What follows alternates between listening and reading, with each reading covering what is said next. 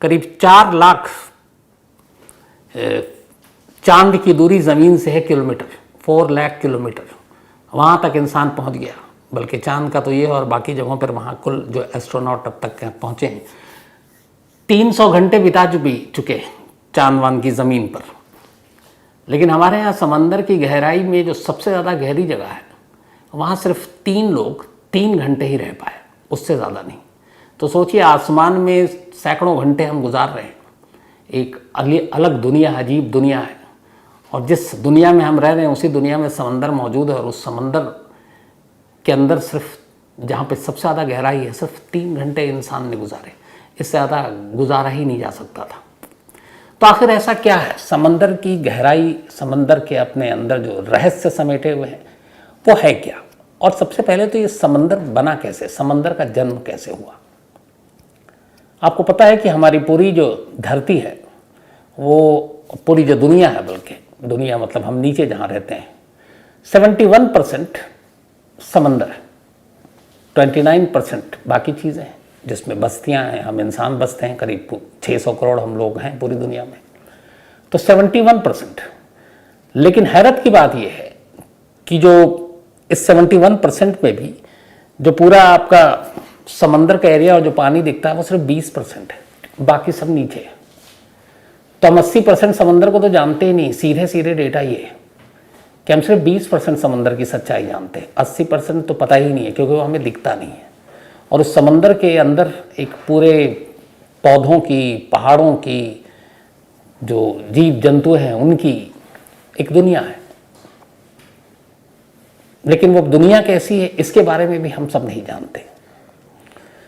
कहते हैं कि करीब 50 करोड़ से 100 करोड़ साल पहले, 50 करोड़ या 100 करोड़ ईयर्स पहले समंदर का जन्म हुआ था। मतलब 50-100 करोड़ साल पहले समंदर का जन्म हुआ। अब ये कैसे हुआ? उसकी वजह हमारी धरती ज़मीन है। जब ये धरती शुरू में जब थी तो कहते हैं कि धरती में, तब ये धरती गर्म हुआ करती थी और आग का गोला थी ये धरती। अक्सर यहाँ से आग की तपिश उठती चूँकि धरती गर्म है। धीरे धीरे धरती पर बारिश हुई, धरती ठंडी होने लगी। और चूँकि जो धरती जब गर्म थी और बारिश हुई तो जब भी किसी गर्म चीज़ पर आप पानी डालेंगे तो एक भाप उड़ता है, एक धुआं, भाप सा। तो धीरे धीरे धरती पर जब बारिश की बूंदें पड़ने लगी आसमान से तो धरती थोड़ी थोड़ी धीरे धीरे करके ठंडी होने लगी। लेकिन गर्म धरती की जो भाप है उड़ कर हवा में तैरने लगी और धीरे धीरे वो बादल में तब्दील होने लगी। और फिर इतनी ज़्यादा बारिश होने लगी कि बादल हेवी होने लगा, फिर मूसलाधार बारिश होने लगी। कहते हैं लाखों साल तक ये सिलसिला चलता रहा। 50-100 करोड़ साल पहले तो समंदर का जन्म हुआ, तो लाखों साल तक इसी तरीके से धरती गर्म, बारिश हो रही है, फिर बढ़ती धरती धीरे धीरे धीरे ठंडी होती गई। जब ठंडी होने लगी और ठंडी हो चुकी है हमारी धरती पूरी, तो अब यह हुआ कि जब बारिश होती थी तो भाप नहीं बनता था, तो भाप उड़ता भी नहीं था, क्योंकि ठंडी जगह पर कभी भी भाप इस तरीके से बनेगा नहीं। लेकिन बारिश का सिलसिला जारी था, तो अब धरती पर पानी गिरने लगी, धरती पर पानी जमा होने लगा और धीरे धीरे जो धरती का एक हिस्सा, निचला हिस्सा जहाँ पर पानी अपना स्रोत निकाल कर बहने लगा, तो वो हिस्सा जो पूरा था धीरे धीरे करके वो एक गड्ढे में तब्दील होने लगा लगातार, और वो पानी उस गड्ढे में जाने लगी। धीरे धीरे वक्त बीता और वही बारिश की वजह से धरती पर जो गड्ढा बना जिसमें पानी जमा हुआ, लाखों साल बाद वही गड्ढा समंदर के रूप में जन्म लेता है। उसकी गहराई इतनी हो गई और पानी उसमें इतना हो गया कि बाद में उसे फिर समंदर कहें या सागर कहें, महासागर कहें, ये सारी एक ही चीज़ है। महासागर सबसे बड़े समंदर को कहते हैं। हालांकि पहले सिर्फ एक ही समंदर हुआ करता था, बाद में दुनिया जब आबाद हुई तो इसको अलग अलग नाम दिए गए, 3 तरह से इसके टुकड़े किए गए इसकी गहराई और लंबाई के हिसाब से। तो धरती ठंडी होने के बाद बारिश के पानी ने जो गड्ढे का रूप लिया, वही गड्ढा आगे चलकर समंदर में तब्दील हो गया और आज वही समंदर हम लोगों के सामने है। कहते हैं इस पूरी जो समंदर है इसमें जो सबसे बड़ा है वो है प्रशांत महासागर। प्रशांत महासागर ही वो जो समंदर है जिसकी गहराई आज तक नापी नहीं जा सकी, बाकी में भी है, लेकिन कुछ कुछ अंदाजा लगाया गया है कि इन समंदर की गहराई कितनी हो सकती है। तो समंदर का जन्म इस तरीके से हुआ। अब समंदर के अंदर की गहराई और राज, इन चीजों को कैसे साबित किया जाए या कैसे पता लगाया जाए, उसकी तलाश चली। तो धीरे धीरे जब तलाश चली तो पता चला कि समंदर की जो गहराई है वो एवरेज 12,000 फीट, 12,000 फीट एवरेज, लेकिन जो हाईएस्ट है वो 36,000 फीट यानी कि 36,000 फीट गहरा है। अब अंदाजा लगाइए कि एवरेज ही 12,000 फीट है। 12,000 फीट कहाँ जाएगा? आप एक कुआं खुदवाते हैं, कितने फीट तक जाते हैं? तो आप उस कुएं से सिर्फ अंदाजा लगाइए। शिकारपुरी एक कुएं की कितनी गहराई होती है? 100 फुट पानी आ सकता है। अच्छा, ये कह रहे हैं 100 फुट पे पानी आ सकता है। तो 100 फुट पे कुएं में पानी आ जाता है। एवरेज समंदर की गहराई है 12,000 फीट, और सबसे गहरा है जिसको अंदाजा लगाया जाता है, वो भी एक्यूरेट है कि नहीं, 36,000 फीट। तो अब 36,000 फीट का गड्ढा कितना गहरा होगा? अब सिर्फ आपको एक डेटा देता हूं, फिर आगे बताता हूं, उससे आपको अंदाजा लगेगा। जो समंदर के अलग अलग जो समंदर हैं, जो महासागर हैं, उनकी गहराई अब तक इंसानों ने कैसे नापी है। अटलांटिक ओशन, तो अटलांटिक महासागर की बात करते हैं। 2018 की रिपोर्ट है। इसमें जो डाइव करके इसकी गहराई को और बाकी जरियों से नापा गया, तो सिर्फ उस कोशिश में 8,376 मीटर यानी कि सिर्फ 8,376 मीटर तक ही जाकर नापने में कामयाबी मिली। इससे नीचे इंसान नहीं जा पाया। और जबकि ये टोटल इसकी जो गहराई है वो 27,480 फीट है, यानी 27,480 फीट गहरे अटलांटिक ओशन की गहराई को नापने में कामयाबी सिर्फ मिली 8,376 फीट जाकर। इसके बाद आगे नहीं जा पाया गया क्योंकि खतरा था। सदर्न ओशन,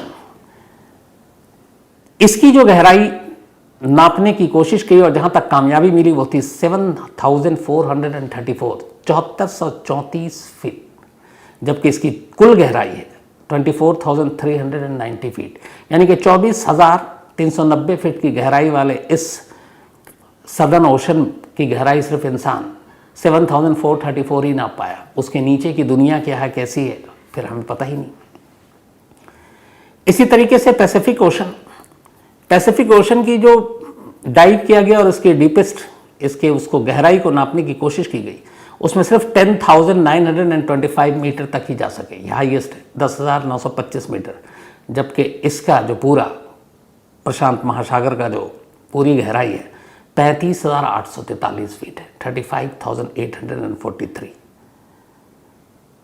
तो आप अंदाज़ा लगाइए कि इसमें भी हम 35 के मुकाबले सिर्फ 10 तक ही पहुंच पाए।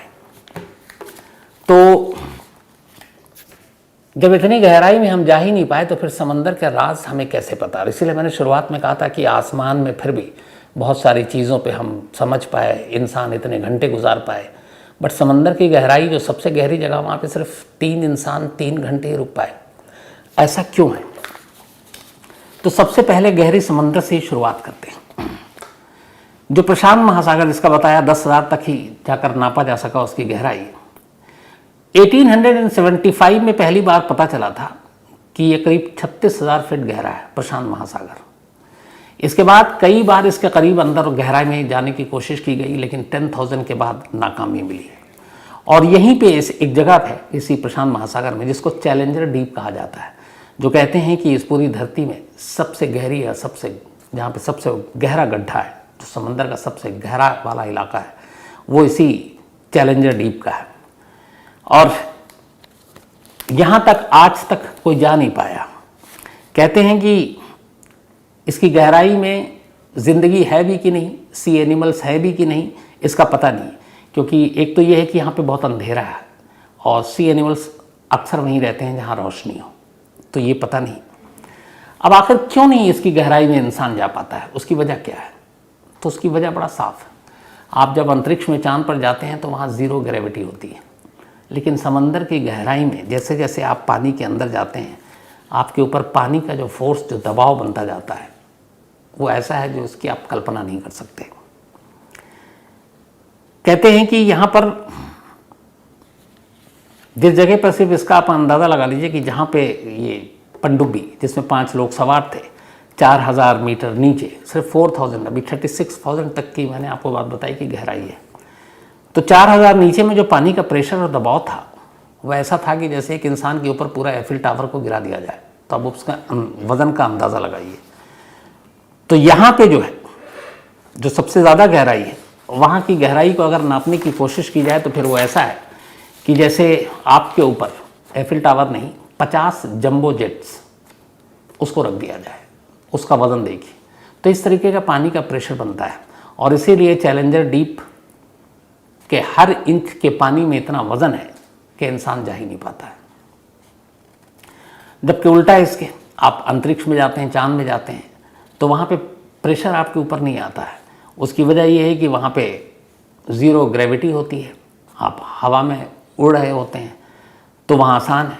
दूसरा, वहाँ कोई ख़तरनाक जानवर और ये सारी चीज़ें भी नहीं है या कोई ऐसी जिससे इंसान को ख़तरा हो, तो वहाँ इसलिए 300-300 घंटे आप आराम से घूम कर सब चले आ सकते हैं। तो समंदर की गहराई इसीलिए ज़्यादा ख़तरनाक है। अब गहराई है तो ख़तरनाक क्यों है? एक, आज भी समंदर के अंदर कहते हैं कि करीब 10 लाख से ज़्यादा तरीके के जीव जंतु और पौधे हैं, लेकिन हम उनमें से शायद 1% से ज़्यादा नहीं जानते, क्योंकि गहराई में जो लोग हैं उसके बारे में हमारे पास जानकारी ही नहीं है, पूरी दुनिया में किसी के पास भी नहीं है। और इसमें से ऐसे ऐसे हैं कि एक जेलीफिश है, कहते हैं कि वो सिर्फ इंसान को टच कर ले, सेकंड के 100वें हिस्से में उसका नर्व सिस्टम बंद और वो मर जाएगा। कौन कौन से जानवर हैं ये मैं आगे बताऊंगा आपको। कहते हैं कि इस समंदर के जो पूरा हमारा 71% समुद्री इलाका है, इसके अंदर इतने मलबे हैं कि किसी बड़े देश के अंदर आप पूरा मलबा जमा कर दें तो वो समझिए समंदर के अंदर है। टाइटैनिक का ही मलबा आप देख लीजिए, जिसको करीब 112-13 साल से पड़ा हुआ है, आज तक किसी ने नहीं देखा। टाइटैनिक जैसे लाखों जहाज, प्लेन, ये सारी चीज़ें, कचरा जो हम लोग शहर शहर को साफ करते हैं, उसके बाद कुछ रिसाइकिल होता है, बाकी नदियों में भी जाता है, फिर नदियों के ज़रिए समंदर में जाता है। तो इंसानी और इंसान के ज़रिए पैदा किया गया कचरा, ये सारे चीज़ें समंदर के अंदर हैं, जहाज़ के मलबे से लेके ये सब कुछ। कहते हैं कि जो समंदर के अंदर एक अंदाज़ा लगाया गया है, सिर्फ एक संस्था है उसने बताया है कि समंदर की गहराई में करीब 3 मिलियन से भी ज़्यादा जहाज़ों का मलबा पड़ा हुआ है। 3 मिलियन मतलब 30 लाख। अब 30 लाख जहाज़ों का मलबा कितना होगा? इसके अलावा इंसान का पैदा किया हुआ मलबा अलग है, बहुत सारे प्लेन। आपको याद होगा इसी समंदर में एक जगह है बरमूडा ट्रायंगल, जिसकी कहानी मैंने आपको सुनाई है। वो बरमूडा ट्रायंगल अपने आप में रहस्यमयी है। उसके ऊपर जब उड़ रहा था प्लेन प्रशांत महासागर में, तो बहुत सारे प्लेन रहस्यमय तरीके से गायब हो गए। अमेरिका के बाकी पानी के जहाज़ जब उसकी तरफ से गुजरे, बरमूडा ट्रायंगल की तरफ से, वहाँ से भी वो गायब हो गए। कई लोग उसको अलग अलग चीज़ें बताते हैं, कुछ कहते हैं समुद्री लुटेरों का काम है, कुछ कहते हैं ये टाइम मशीन जैसी चीज़ है, कुछ का और कहते हैं ये रहस्यमयी है, तो इसलिए इसका पता नहीं चलता। लेकिन वो भी सारे गायब हैं, तो उसका भी कोई सुराग नहीं है। तो ये तो हो गए कचरे की बात। समंदर के अंदर पहाड़ की भी बात हो सकती है, अब आप अंदाज़ा लगाइए, लेकिन है। समंदर के अंदर कहते हैं 1 लाख से ज़्यादा पहाड़ है, और इन पहाड़ों की जो लंबाई है, एक करीब किलोमीटर से लेकर 3 किलोमीटर तक फैला हुआ पहाड़, 1 से 3 किलोमीटर तक की लंबाई।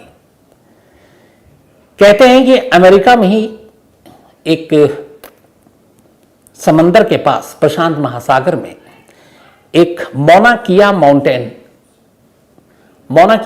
के नाम से ये जाना जाता है, और बताते हैं कि ये माउंट एवरेस्ट से भी ज़्यादा ऊंचा है। माउंट एवरेस्ट की ऊंचाई 8,850 मीटर है समुद्र तल से, 8,850 माउंट एवरेस्ट दुनिया की सबसे ऊंची चोटी। लेकिन इस मौना किया माउंटेन जो अमेरिका में है और प्रशांत महासागर का एक हिस्सा है, यहाँ पर कहते हैं कि इसकी जो ऊंचाई है 10,210 मीटर है समंदर के तल यानी गहराई से। तो गहराई से ऊपर तक 10,210 मीटर, जबकि माउंट एवरेस्ट 8,850 मीटर। तो लगभग आप मान कर चलिए कि 1200-1400 मीटर ज़्यादा ऊंची चोटी पहाड़ धरती पर नहीं, समंदर के नीचे है। ऐसे बहुत सारे पहाड़ हैं जो करीब मैंने बताया कि 1 लाख से ज़्यादा पहाड़ हैं, और ये ज़्यादातर पहाड़ पानी के अंदर ही डूबे होते हैं। कुछ ऐसे पहाड़ हैं जो धीरे धीरे पानी से बाहर निकल आते हैं, या तो पानी का बहाव कम होता है या बहुत सारी चीज़ें होती हैं। तो कुछ पानी के ऊपर भी आ गए, इसलिए अगर कई बार देखेंगे समंदर के बीच में या कहीं पहाड़ जैसा दिखता है, और जब ये पानी के ऊपर आ जाता है तो उसी को हम लोग द्वीप कहते हैं, आइलैंड। तो आइलैंड वही होता है जो पहाड़ी इलाका होता है और समंदर के बाहर से नीचे आ जा सकता है। इसमें सबसे फेमस जो है, अगर एग्जांपल दूं तो अमेरिका का हवाई द्वीप, बहुत ही खूबसूरत है ये जगह हवाई द्वीप। और हवाई द्वीप असल में समंदर के अंदर मौजूद उन 1 लाख पहाड़ों में से एक पहाड़ है जो पानी के बाहर आया और उसके बाद ये द्वीप बन एक तरह से आइलैंड। और आज भी कहते हैं कि 1 लाख से ज़्यादा पहाड़ यहाँ पर हैं, और इन पहाड़ों की अगर पूरी दुनिया की बात करें तो लगभग इन पहाड़ों की लंबाई करीब करीब 64,000 किलोमीटर है, 1 लाख पहाड़ की।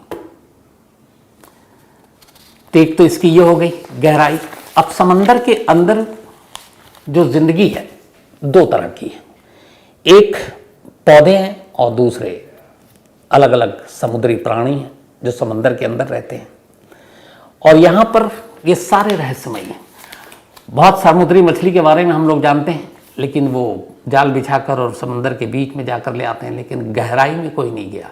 और उस गहराई में कैसी ज़िंदगी है और क्या क्या चीज़ें हैं, खनिज है, पौधे हैं, इसीलिए हमें कुछ पता नहीं। तो गहराई के पास, समंदर की गहराई में रहने वाली ज़िंदगी और उन सब के बारे में एक साइंटिफिक डेटा है कि हम सिर्फ 1% जानते हैं, 1%। 99% हमें जानकारी नहीं है कि समंदर की गहराई 36,000 या 20,000 या 15,000, क्योंकि अब तक हम 10,000 फीट से ज़्यादा गहरे में गए ही नहीं है। तो बाकी के 10,000 में नहीं गए तो 26,000 और मान लीजिए 26,000 फीट। उस गहराई की ज़िंदगी क्या है, वहाँ ऐसी क्या क्या चीज़ें हमें आज तक पता नहीं चला। कहते हैं कि समंदर के अंदर 2 लाख से भी ज़्यादा अधिक तरह की प्रजातियां हैं जीव जंतुओं की, 2 लाख से ज़्यादा अलग अलग प्रजातियां। और इसमें बैक्टीरिया की भी 35,000 अलग अलग प्रजातियां हैं, वायरस की 5,000 अलग अलग प्रजातियां, अलग अलग जो पेड़ पौधे हैं उनकी भी अलग अलग प्रजातियां हैं। समंदर के अंदर खतरनाक स्पर्म व्हेल, इसके अलावा अंटार्कटिक स्लीपर शार्क, साथ ही कई और खूंखार शार्क, व्हेल, बहुत ही डरावनी शक्लों की अलग अलग मछलियाँ, ड्रैगन जैसी दिखने वाली भी मछलियाँ हैं, चमकीली मछलियाँ हैं, लैम्प जैसी आँखों वाली भी मछलियाँ हैं, फिर ऐसी ऐसी भी मछलियाँ जो आपको आँखों से दिखाई नहीं देगा, नंगी आँखों से। 1 मीटर चौड़ी एक जेलीफिश है। इस जेलीफिश के बारे में कहते हैं कि अगर इंसान से टच कर गया तो उसका नर्व सिस्टम जो है वो बेकार हो जाता है। स्टार फिश, पारदर्शी मछलियाँ हैं, रंग बदलने वाली मछलियाँ हैं, हज़ारों प्रजातियों की मछलियाँ हैं समंदर की गहराई में, और भरा पड़ा है इससे। हम लोगों के हिस्से में जो आता है वो शायद पॉइंट कुछ % भी उसको कहूँ तो ज़्यादा कह दूँगा। तो इसके अलावा लाखों प्रजातियाँ सांप की रहती हैं समंदर के अंदर, लाखों प्रजातियाँ, लाखों तरह की। मतलब केप स्टोनो समुद्री सांप, HMS डेडोलस के समुद्री सांप, इसके अलावा हालीफैक्स के समुद्री सांप, प्रिंस के समुद्री सांप, मतलब अलग अलग तरीके के। साथ ही अलग अलग खौफनाक सूंडों वाले इसमें ऑक्टोपस भी हैं। 13 मीटर लंबा आर्किट्यूसियस सबसे, इसके अलावा अनाकोंडा, जहरीले सांपों से भरा हुआ है पूरा इलाका। समंदर में एक और ख़ास चीज़ है कि यहाँ पे हज़ारों किस्म की, करीब 5,000 कहते हैं, बैक्टीरिया, कीड़े मकोड़े हैं, केकड़े हैं, झींगे हैं, जो गहराइयों में ही पाए जाते हैं और उन तक पहुँचना भी मुश्किल है। अब एक सवाल हमेशा पूछा जाता है कि समंदर चूंकि 71% हिस्सा है पूरी धरती का, इसका पानी खारा क्यों होता है, नमकीन क्यों होता है?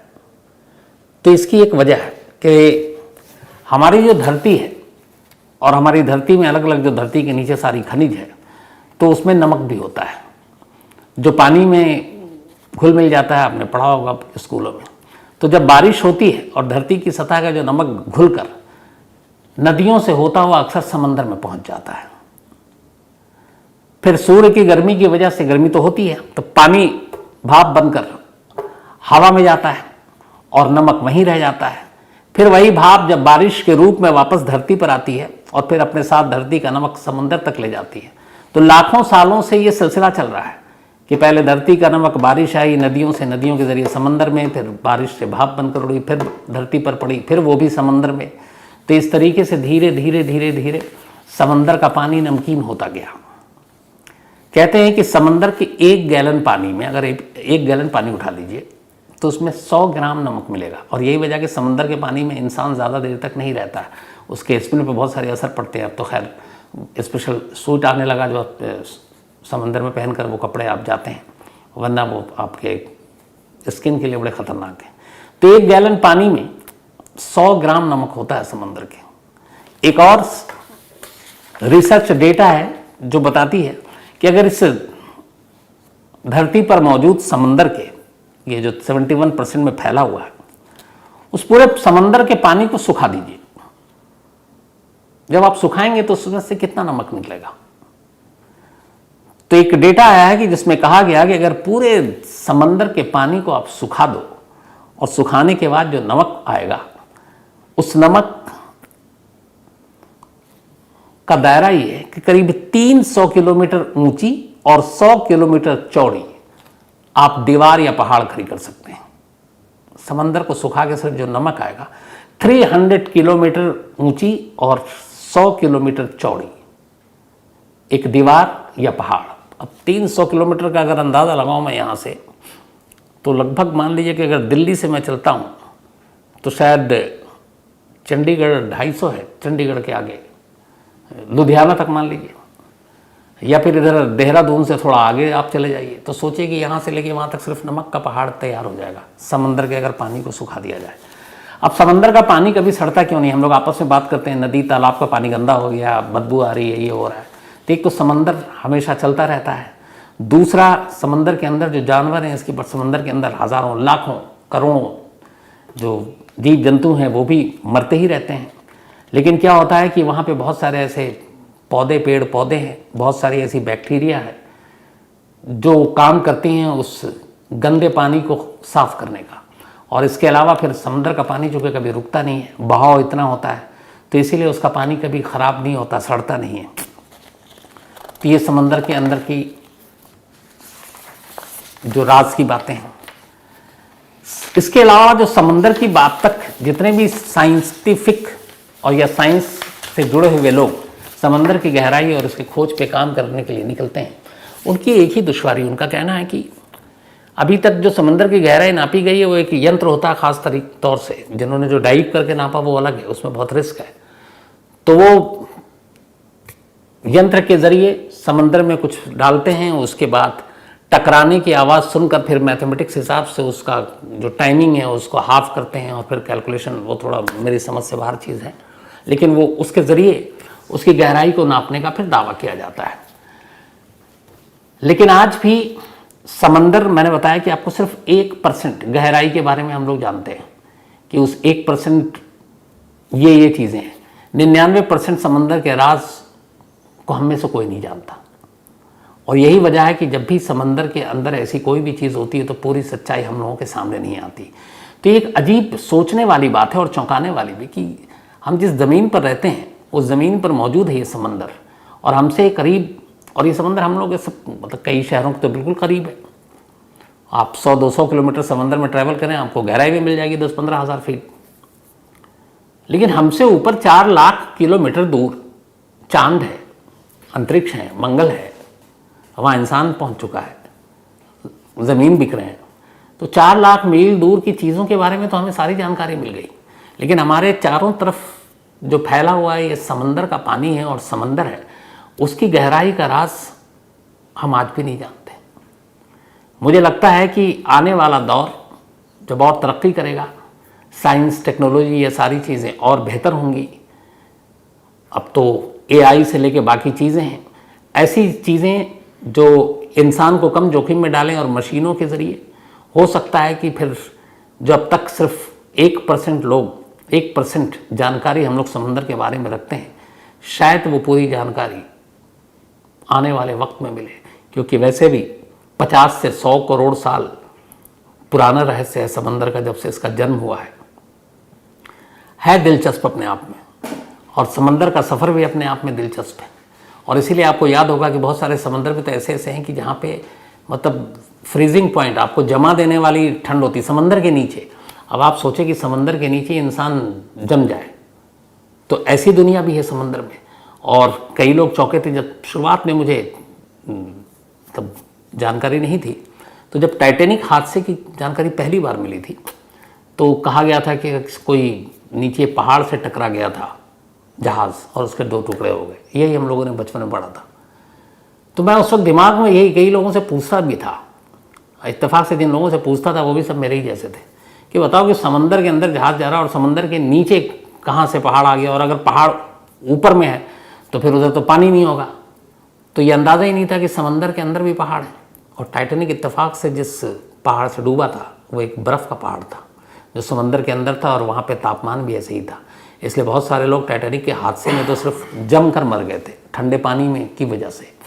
पानी का तापमान कुछ होता तो उसमें से बहुत सारे अच्छे तैराक थे, वो हो सकता कुछ वक्त तक वो अपने आप को बचा ले जाते, लेकिन जिस तरीके से वहाँ का तापमान था, तो समंदर के अंदर ये भी है कि आप ऐसी ऐसी जगह है जहाँ नीचे बिल्कुल अंधेरा है, गुप है, और तापमान ऐसा ऐसा है कि आप सीधे जम जाएंगे, बर्फ़ के हो जाएंगे। तो ये सारी चीज़ें हैं। इसीलिए समंदर का जो राज और जो गहराई है ये बड़ा दिलचस्प है। तो इस मौके पर कि वाकई इसके बारे में और जानकारी जाननी चाहिए। अब मेरे अंदर भी एक क्यूरियोसिटी जागी है कि मैं समंदर के राज को और जान सकूं, तो उसके लिए भी काफ़ी कुछ रिसर्च भी कर रहा हूं, पढ़ भी रहा हूं अपने लिए। और जब कभी लगेगा कि इसमें और बहुत सारी इंटरेस्टिंग चीज़ें हैं तो आप तक भी। दीपेश शर्मा नाम के लड़के की नई नई शादी हुई थी। उसकी नौकरी दिल्ली में थी तो उसकी पत्नी की नौकरी थी गुरुग्राम के उद्योग विहार में।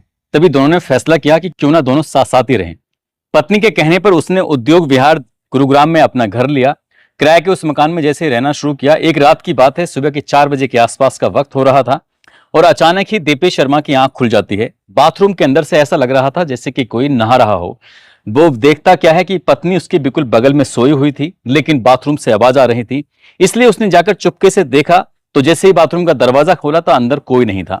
वो थोड़ा घबरा जाता है, परेशान हो जाता है और इस वाक्य को अपनी पत्नी को सुनाता है। इसके बाद उसकी पत्नी ने भी यही सेम टू सेम महसूस किया कि एक दिन बाथरूम से आवाज आ रही थी जबकि उसका पति आराम से सोया हुआ था। सुबह के लगभग 4 बजे के आसपास का वक्त हो रहा था और पति पत्नी ने इस तरह के कई वाक्य देखे, लेकिन इस बात का उन्होंने कभी किसी से जिक्र नहीं किया था। एक बार दीपेश शर्मा का छोटा भाई भी आया हुआ था। पति और पत्नी दोनों नौकरी करने के लिए गए थे। दीपेश शर्मा का जो छोटा भाई था वो लगातार कई घंटे से टीवी देख रहा था। इसी बीच में नौकरानी आती है और घर का काम करना शुरू कर देती है। जैसे ही नौकरानी घर में पोंछा लगा रही थी, उसको ऐसा लगता है जैसे कि दीपेश शर्मा का छोटा भाई बाथरूम जा रहा है, तो वो इंतजार करने लगी कि वो जब वापिस आएगा, तो क्योंकि जब उसके पैरों के निशान आएंगे तो इससे फिर दिक्कत होगी। अक्सर महिलाओं को ऐसी दिक्कत भी होती है। जब काफी देर से वो वापस लौट कर नहीं आता और बाथरूम में से किसी तरह की आवाज नहीं आती, तो वो कई बार आवाज लगाती है कि भैया भैया अभी आपको बाथरूम में कितना समय लगेगा। जब ये बाथरूम की तरफ आवाज लगाती है तब पीछे से आवाज आती है कि मैं बाथरूम गया ही नहीं, तुम क्यों मुझे आवाज लगा रही हो। नौकरानी ये सब महसूस करने के बाद वो दहशत में आ जाती है, परेशान हो जाती है। दीपेश शर्मा से कहती है कि भैया मैं तुम्हारे घर पर कभी काम करने के लिए नहीं आऊंगी। दरअसल इस घटना के बारे में उन्होंने कभी किसी से जिक्र नहीं किया। कुछ दिन के बाद दीपेश शर्मा की पत्नी गर्भवती भी हो जाती है। उसने एक अखबार में इंटरव्यू के दौरान यह बोला था कि शायद वो एक अच्छी आत्मा थी जो मेरे परिवार की मदद कर रही थी। आज की कहानी जो मैं आपको सुनाने जा रहा हूं, इस कहानी को सुनने के बाद आपको बिल्कुल यकीन होगा ही नहीं कि ऐसा भी सच हो सकता है, मगर टाइम्स ऑफ इंडिया की रिपोर्ट और उसके बाद उस पर बनी कई फिल्मों से यह साबित हो जाता है कि हाँ, कहीं ना कहीं ये बात बिल्कुल सच थी। क्योंकि जहां की एक कहानी है जिस जगह की वो कहानी है, जिस जगह पर वो एक लड़की पाई जाती थी, उसके नीचे एक कब्रिस्तान हुआ करता था। दरअसल गुरुग्राम में ही उद्योग विहार कॉलोनी में एक सैफरोन नामक बीपीओ कंपनी होती है और बीपीओ कंपनी के अंदर एक लड़की जिसका नाम रोजी होता है और उससे उसका दूसरा नाम निकिता रॉय भी होता है।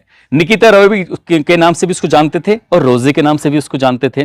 वो लड़की इतनी होनहार होशियार होती है कि उसको लगातार पिछले 3 महीने से बेस्ट एम्प्लॉय का खिताब दिया जा रहा था, उसके खिताब से नवाजा जा रहा था। जब ये सर्वश्रेष्ठ कर्मचारी के तौर पर उसको सम्मानित किया जा रहा था तो वो पूरे उस स्टाफ की एक स्टार कर्मचारी के रूप में जानी जाती थी, पहचानी जाती थी। कौन ऐसी लड़की थी जो उसकी जैसा बनना नहीं चाहती थी? कौन ऐसा कर्मचारी था जो उसके जैसा बनना नहीं चाहता था? क्योंकि जब उसकी सभी लोग तारीफ करते थे, उसकी चाहे वो उसके काम की तारीफ हो, चाहे वो खूबसूरती की तारीफ हो, सभी उसकी जब तारीफ करते थे तो कहते थे कि वाकई लड़की बहुत मेहनती है, अच्छी है। एक रात की बात है, वो अपना काम कर रही थी और काम करते करते अक्सर जो इस तरह की कॉल सेंटर में जो काम किए जाते हैं, कॉल की जाती हैं, ज्यादा से ज्यादा वो 4 मिनट चलती है या 3 मिनट चलती है या कम से कम 2-3 मिनट में बात खत्म हो जाती है। लेकिन कॉल चलते चलते 40 मिनट से ज्यादा का समय हो चुका था। रोजी लगातार बातचीत कर रही थी और 40 मिनट से ज्यादा समय हो गया। कभी वो गुस्सा हो रही है तो कभी उसके फेस एक्सप्रेशन बदल रहे हैं। इसी बात को देखते हुए जो आसपास के कर्मचारी थे उनकी नजर पड़ जाती है कि इतनी लंबी कॉल तो कभी चलती ही नहीं है। तभी किसी की नजर पड़ जाती है और उसने उस कॉल को रिकॉर्ड करना शुरू कर दिया। जैसे ही रोजी की बातचीत की कॉल रिकॉर्ड होती है, 45 मिनट पर जाकर वो कॉल खत्म हो जाती है, समाप्त हो जाती है। उसके बाद उस लड़की को इतना गुस्सा आता है, गुस्सा आने के बाद वो अपना सामान समेटती है, सामान समेटने के बाद वहां से चली जाती है। बात ये कंपनी के जो उच्च अधिकारी थे उन तक पहुंच जाती है। जब बात उन तक पहुंचती तो उन्होंने पूछा कि क्या बात थी, ये रोजी इस बात पर किस बात पर गुस्सा थी, क्या बात थी? तो किसी ने बताया कि कॉल जो चलती है 3-4 मिनट के आसपास होती है, लेकिन रोजी की बात लगभग 45 मिनट तक चलती रही। किससे बात कर रही थी, क्या कर रही थी, कुछ समझ में नहीं आया। अब कंपनी में जो उच्च पद पर बैठा हुआ व्यक्ति है उसने कहा कि ये कॉल रिकॉर्डेड थी, इसको आप सुन के देखो कि आखिरकार बात क्या है। जब कॉल को सुना गया तो सब लोग हैरान हो जाते हैं, सोचने पर मजबूर हो जाते हैं और उन्हें यकीन नहीं होता कि आखिरकार ऐसा कैसे हो सकता है। दरअसल रोजी तो बात कर रही थी लेकिन सामने से कोई आवाज ही नहीं आ रही थी। अब ये रिकॉर्डेड कॉल से सबके सब लोग घबरा जाते हैं, सोचने पर मजबूर हो जाते हैं। किसी को लगा कि शायद रोजी की तबीयत खराब होगी इसलिए वो अपने आप से बातचीत कर रही होगी, कुछ ना कुछ इस तरह की बात थी। लेकिन अगले ही दिन रोजी अपने इस ऑफिस में आती ही नहीं है तो कर्मचारी इस बात को ज्यादा सीरियस नहीं लेते हैं क्योंकि अक्सर लोग छुट्टी पर चले जाते हैं। ये कोई बहुत बड़ी बात नहीं होती है। बात बड़ी तब हो जाती है जब लगातार 3-4 दिन का समय बीत जाता है और रोजी काम पर लौटकर नहीं आती है। जो लड़की अभी 3 महीने से लगातार बेस्ट एम्प्लॉय, सर्वश्रेष्ठ कर्मचारी का पुरस्कार खिताब जीत रही थी, वो अचानक से 3-4 दिन गायब हो जाती है। उसको मेल किया जाता है तो मेल पर वो कोई रेस्पॉन्स नहीं दे रही थी। फोन कर रहे थे तो फोन उसका मिल नहीं रहा था। ना मेल पे बातचीत हो पा रही है, नहीं फोन पे बातचीत हो पा रही है। ये बात है साल 2005 की जो कहानी मैं आपको सुना रहा हूं। तो जब लगातार कांटेक्ट करने की कोशिश कर रहे हैं तो तभी बात एचआर तक पहुंच जाती है और एचआर कहते हैं कि जो उसका एड्रेस है उस एड्रेस पर जाकर पता करो, क्योंकि कंपनी के जो एम्प्लॉय थे उनको लाने के लिए, ले जाने के लिए कैब भी लगी हुई थी। कैब के ड्राइवर से पूछा जाता है कि क्या तुम बता सकते हो कि उसका एड्रेस? वो कहता है कि हाँ जी, मुझे अच्छी तरह से मालूम है उसका एड्रेस कहां पर है, तो मैं जाकर बात कर लूंगा। अब ये जो कैब का ड्राइवर है उससे जब कहा जाता है तो वो कैब का ड्राइवर वहां जाता है जहां पर वो किराए पर रहती थी। वहां जाने के बाद बेल दबाता है और बेल दबाने के बाद एक आदमी निकल के आता है। उससे कहता है कि आपके यहाँ पर रोजी नाम की एक लड़की है जो सैफरोन नामक एक कंपनी है बीपीओ की, उसमें काम करती है, तो मुझे उससे बात करनी है क्योंकि मुझे एचआर ने भेजा है। जब इस तरह की बातें आती हैं सामने तो साफ साफ मना कर दिया जाता है। कहा जाता है कि इस नाम की कोई लड़की हमारे यहाँ पर रहती ही नहीं है। जब उसके बारे में यह कहा जाता है तो उस ड्राइवर को यकीन नहीं हो रहा था। ड्राइवर ने उस मकान मालिक से कहा कि साहब, मैं कई बार उसको यहां पर छोड़ के गया हूं, आप कैसी बात कर रहे हो, और यहीं से कई बार लेके भी गया हूं। वो कहते हैं कि यहां पर कोई भी इस नाम की लड़की रहती ही नहीं है, आपको कोई ना कोई गलतफहमी हुई है। जैसे ही उस कैब ड्राइवर ने ये बात एचआर को बताई, एचआर ने सुनने के बाद उसने कहा कि ऐसा कैसे हो सकता है कि हम उस लड़की को सैलरी भी दे रहे हैं, सब कुछ उसके हो रहा है, लेकिन और उसको बेस्ट एम्प्लॉय का खिताब भी दिया गया है, बेहतरीन काम कर रही थी। और वो कहती है वहां पर उसके मकान मालिक ने कुछ ऐसा बोला है तो उन्हें लगता है कि शायद वो किसी बात पर नाराज हो गई है, कंपनी में काम नहीं करना चाहती होगी, इसलिए उसने अपने मकान मालिक से कुछ ऐसा बोल दिया होगा। इसलिए उसके जो मूल डॉक्यूमेंट्स थे उन डॉक्यूमेंट्स के आधार पर ये कहां की वो रहने वाली थी, ये जब पता निकालने की कोशिश की उसका जो एड्रेस निकलता है, एड्रेस निकलने के बाद अब एचआर ने कहा कि उस लड़की के बारे में हमें पता करना है, क्योंकि वो हमारी बहुत होनहार कर्मचारी है और हम उसे खोना नहीं चाहते। अब एक टीम को उसके घर भेजा जाता है। घर जब टीम जाती है तो वहां जाने के बाद उसके माता पिता से संपर्क किया जाता है। माता पिता को पूरी कहानी बताई जाती है कि आपकी बेटी हमारी कंपनी में काम कर रही थी कर्मचारी के रूप में, और वो एक अच्छी मेहनती कर्मचारी है, और वो अचानक से लापता हो गई है, गायब हो गई है। उसके बारे में हम फोन करते हैं तो फोन पे बातचीत नहीं हो पाती, मेल करते हैं तो मेल का कोई वो रेस्पॉन्स नहीं देती है, इसलिए आप उससे हमारी बातचीत करा दीजिए। जब माता पिता ने पूरी बात सुनी तो उन्हें यकीन नहीं हो रहा था कि वो आखिरकार ऐसे कैसे बात कर सकते हैं।